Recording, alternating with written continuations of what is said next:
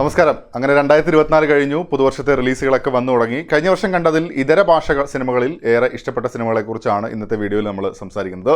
തീർച്ചയായും നിങ്ങൾക്കും ഇഷ്ടപ്പെട്ട സിനിമകളെക്കുറിച്ച് കമൻറ്റ് ബോക്സിൽ പങ്കുവെക്കുന്നു വരുന്നു. സിനിമകളെക്കുറിച്ച് പറയുന്നതിന് മുന്നേ കഴിഞ്ഞ ദിവസം ഞാൻ കണ്ട ഒരു മിനി വെബ് സീരീസിനെ കുറിച്ച് പറയാം. യൂട്യൂബിലാണ് റിലീസ് ചെയ്തിരിക്കുന്നത്. റിച്ചി KS സംവിധാനം ചെയ്ത തോലുമാടൻ. 3 എപ്പിസോഡുകൾ മാത്രമേ ഉള്ളൂ. ഗംഭീര വർക്കാണ്. പ്രധാനപ്പെട്ട 3 കഥാപാത്രങ്ങൾ, കുട്ടിക്ക് അമ്മ പറഞ്ഞു കൊടുക്കുന്ന കഥയിലെ തോലുമാടനും അച്ഛനെ കാത്തു നിൽക്കുന്ന മകനുമൊക്കെയായി ആ സ്പേസിലേക്ക് കാഴ്ചക്കാരനെ കൂടെ കൊണ്ടുപോകുന്ന ആ ഒരു ആംബിയൻസ് ഒക്കെ മികച്ച രീതിയിൽ ബിൽഡ് ചെയ്തെടുക്കുന്ന പല ലെയറുകളിലൂടെ നമ്മളോട് സംവദിക്കുന്ന ഒരു വർക്ക്. ലിങ്ക് ഞാൻ കമൻറ്റ് ബോക്സിൽ പിൻ ചെയ്ത് വെക്കാം, കണ്ടു നോക്കൂ. അപ്പോൾ നമ്മുടെ ഇന്നത്തെ വീഡിയോയിലേക്ക് നമുക്ക് കന്നഡയിൽ നിന്നും തുടങ്ങാം അല്ലേ. മിഥിലേഷ് എടവലത്ത് സംവിധാനം ചെയ്ത രൂപാന്തര, ഭാവിയിൽ നടക്കുന്ന ഒരു സംഭവത്തിൽ നിന്നും ഒരു വ്യക്തി പറയുന്ന 4 കഥകളാണ് രൂപാന്തര എന്ന സിനിമ. 4 കഥകളും മികച്ച രീതിയിൽ തന്നെ പ്ലേസ് ചെയ്തിട്ടുണ്ട്. പ്രകടനം, സംവിധാനം എന്നിവയും എടുത്തു പറയേണ്ടതാണ്. ഇപ്പോൾ ആമസോൺ പ്രൈം വീഡിയോയിൽ സ്ട്രീം ചെയ്യുന്നുണ്ട്. മലയാളം ഡബ്ബ് കൂടെ ലഭ്യമാണ്. രണ്ടാമത്തേത് ഒരു ആന്തോളജി വെബ് സീരീസാണ്. രാജ്ബി ഷെട്ടി, പ്രകാശ് രാജ് തുടങ്ങിയവരൊക്കെ പ്രധാന വേഷങ്ങളിലെത്തിയ 7 കഥകൾ ചേർന്ന ഏകം റൂട്ടഡായ കഥകൾ ഇന്ത്യൻസ് ആയി തന്നെ നമുക്ക് മുന്നിൽ അവതരിപ്പിക്കുന്നു. 7 വ്യത്യസ്ത കഥകൾ കൂടെയാണ്. ചെറുകഥകളൊക്കെ വായിക്കുന്ന ഒരു ഫീലോടെ തന്നെ കാണാവുന്ന സിനിമകൾ. ഏകത്തെക്കുറിച്ച് നമ്മൾ വിശദമായി മുന്നേ സംസാരിച്ചിട്ടുള്ളതാണ്.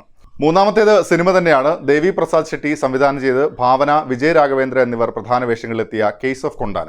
ത്രില്ലർ സിനിമയാണ്. ഗംഭീര സിനിമ എന്നും തോന്നിയില്ല. ത്രില്ലർ സിനിമകൾ ഇഷ്ടമാണ് എങ്കിൽ പരിഗണിക്കാവുന്ന ഒരു സിനിമ. കഴിഞ്ഞ വർഷം കണ്ടതിൽ എനിക്ക് ഏറ്റവും ഇഷ്ടപ്പെട്ട കന്നഡ സിനിമ തീർച്ചയായും ലാഫിംഗ് ബുദ്ധയാണ്.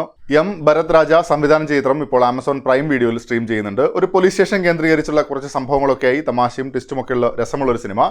കഴിഞ്ഞ വർഷത്തെ മൊത്തത്തിൽ ഇഷ്ടപ്പെട്ട സിനിമകളുടെ ലിസ്റ്റ് എടുത്താലും എന്നെ സംബന്ധിച്ച് അതിലൊന്ന് ലാഫിംഗ് ബുദ്ധ തന്നെയാകും. തമിഴിലേക്ക് വന്നാൽ മിക്ക സിനിമകളും കേരളത്തിലും റിലീസ് ഉണ്ടായിരുന്നു എന്നതിനാൽ തിയേറ്ററിൽ തന്നെ കുറേയൊക്കെ കാണാൻ സാധിച്ചിട്ടുണ്ട്. ഇഷ്ടപ്പെട്ട ഏറെ സിനിമകളുണ്ട് എങ്കിലും അതിൽ ഏറ്റവും ഇഷ്ടപ്പെട്ട സിനിമകളെക്കുറിച്ച് പറയാമെന്ന് തോന്നുന്നു. ഒന്ന് മെയ്യഴകൻ. C. പ്രേംകുമാർ തിരക്കഥ എഴുതി സംവിധാന ചിത്രത്തിൽ കാർത്തി, അരവിന്ദ് സ്വാമി എന്നിവരാണ് പ്രധാന വേഷങ്ങളിലെത്തിയത്. മനസ്സ് നിറച്ചൊരു യാത്ര. രണ്ടുപേരുടെ സംഭാഷണങ്ങൾ, അവരുടെ ലോകമൊക്കെയായി പ്രേക്ഷകനെ കൂടെ അത്രമേൽ ഇമോഷണലാക്കിയ ഒരു ഗംഭീര അനുഭവം എന്ന് തന്നെ പറയാം. 2. തമിഴരസൻ പച്ചമുത്തു തിരക്കഥ എഴുതി സംവിധാനം ചെയ്ത ലബ്ബർ പന്ത്. രണ്ടുപേരുടെ ഈഗോ സംഭവവും നാടൻ ക്രിക്കറ്റുമായി കഴിഞ്ഞ വർഷത്തെ തമിഴിലെ മികച്ച ചിത്രങ്ങളിൽ ഒന്ന് എന്ന് സംശയം പറയാം. കണ്ടില്ലെങ്കിൽ കാണേണ്ടുന്ന സിനിമ. 3. നിതിലൻ സ്വാമിനാഥൻ തിരക്കഥ എഴുതി സംവിധാനം ചെയ്ത് വിജയ് സേതുപതി, അനുരാഗ് കശ്യപ് എന്നിവർ പ്രധാന വേഷങ്ങളിലെത്തിയ മഹാരാജ. എഴുത്തിൻ്റെ ഒരു പവർ കാണിച്ചിരുന്ന സിനിമയോടെയായിരുന്നു. 4. മാരി ചെലവരാജൻ്റെ വാഴை. മുന്നേ വീഡിയോ ചെയ്തപ്പോഴും ചില ആൾക്കാരൊക്കെ ഇഷ്ടപ്പെട്ടില്ല എന്ന കമൻറ്റൊക്കെ കണ്ടിരുന്നു. കഴിഞ്ഞ വർഷം തിയേറ്ററിൽ നിന്നും 2 തവണ കണ്ട ഒരേ ഒരു തമിഴ് സിനിമ കൂടെയായിരുന്നു എന്നെ സംബന്ധിച്ച് വാഴை. ഒരു കുട്ടിയുടെ പോയിന്റ് ഓഫ് വ്യൂവിൽ ഒരു ദുരന്തത്തിലേക്ക് പ്രേക്ഷകനെ കൂടെ കൊണ്ടുപോകുന്നതിൽ മേക്കിംഗ് തന്നെയാണ് എനിക്ക് ഗംഭീരമായി അനുഭവപ്പെട്ടതും. 5. രാജ്കുമാർ പെരിയസ്വാമി തിരക്കഥ എഴുതി സംവിധാനം ചെയ്ത് ശിവകാർത്തികേയൻ, സായ് പല്ലവി എന്നിവർ പ്രധാന വേഷങ്ങളിലെത്തിയ ബയോപിക് അമരൻ. പ്രൊഡക്ഷൻ ക്വാളിറ്റി പിന്നെ വൈകാരികമായി കൂടെ പ്രേക്ഷകനെ ടച്ച് ചെയ്യുന്ന അനുഭവം കൂടെയായിരുന്നു ആ സിനിമ. 6. വെട്രിമാരൻ തിരക്കഥ എഴുതി സംവിധാനം ചെയ്ത വിടുതലൈ പാർട്ട് 2. കഴിഞ്ഞ വർഷം അവസാനത്തോടെയാണ് സിനിമ റിലീസായത്. മിക്സഡ് അഭിപ്രായമായിരുന്നു മൊത്തത്തിലുണ്ടായിരുന്നത്. എന്നെ സംബന്ധിച്ച് ഇൻറ്റൻസ് ആയ ഒരു അനുഭവം തന്നെയാണ് ആ ചിത്രം സമ്മാനിച്ചത്. 7. പ്രഭുറാം വ്യാസ് സംവിധാനം ചെയ്ത ലവർ. ടോക്സിക് ബന്ധങ്ങളെക്കുറിച്ചും അതിൻ്റെ തുടർച്ചകളുമൊക്കെയാണ് ഈ ചിത്രം പറയുന്നത്.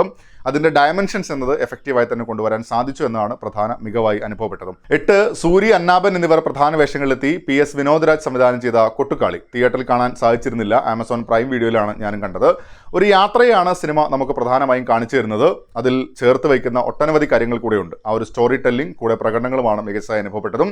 തമിഴ് സിനിമകളിൽ കണ്ടതിൽ റെക്കമെൻഡ് ചെയ്യാനുള്ളത് ഈ സിനിമകളൊക്കെയാണ്. തെലുഗുവിൽ നിന്നും പാൻ ഇന്ത്യൻ സിനിമകളൊക്കെ കണ്ടിരുന്നുവെങ്കിലും നന്നായി ഇഷ്ടപ്പെട്ടതെന്ന് പറയാൻ 2 സിനിമകളാണുള്ളത്. ഒന്ന് ലക്കി ഭാസ്കർ. കണ്ടത് മലയാളത്തിലാണ് എങ്കിലും ഒറിജിനൽ തെലുഗുവാണല്ലോ, അതുകൊണ്ട് ഇവിടെ പരാമർശിക്കുന്നതെന്ന് മാത്രം. ക്ലീൻ എൻ്റർടൈനർ എന്നൊക്കെ പറയാവുന്ന വർക്ക് തന്നെയായിരുന്നു. ദുൽഖർ സൽമാൻ നായകനായ ചിത്രം സംവിധാനം ചെയ്തത് വെങ്കി അറ്റ്ലൂരിയായിരുന്നു. രണ്ടാമത്തേത് ഗംഭീരമെന്നൊന്നുമല്ല എങ്കിലും കൊള്ളാമെന്ന് തോന്നിയ ചിത്രം വിവേക് ആത്രയെ സംവിധാനം ചെയ്ത് നാനി, SJ സൂര്യ എന്നിവർ പ്രധാന വേഷങ്ങളിലെത്തിയ സരിപ്പോത ശനിവാരം. എൻ്റർടൈനർ എന്ന നിലയിൽ ഓക്കെ ആയിട്ട് തന്നെ ഫീൽ ചെയ്ത സിനിമയായിരുന്നു. ഹിന്ദി സിനിമകളിൽ തീർച്ചയായും ലിസ്റ്റിൽ ആദ്യം വരുന്നത് ലാപ്പത്ത ലേഡീസ് ആണ്. നിങ്ങളും എല്ലാവരും കണ്ടിട്ടുണ്ടാവുമെന്നാണ് കരുതുന്നത്. ഇല്ലെങ്കിൽ പെട്ടെന്ന് തന്നെ കണ്ടോളൂ. പിന്നെ ഉള്ളതിൽ അമിത് ശർമ്മ സംവിധാനം ചെയ്ത് അജയ് ദേവഗൺ പ്രധാന വേഷത്തിലെത്തിയ ബയോപിക് മൈദാൻ. ഇംതിയാസ് അലി സംവിധാനം ചെയ്ത ബയോഗ്രാഫിക്കൽ ഡ്രാമ അമർ സിംഗ് ചംകീല.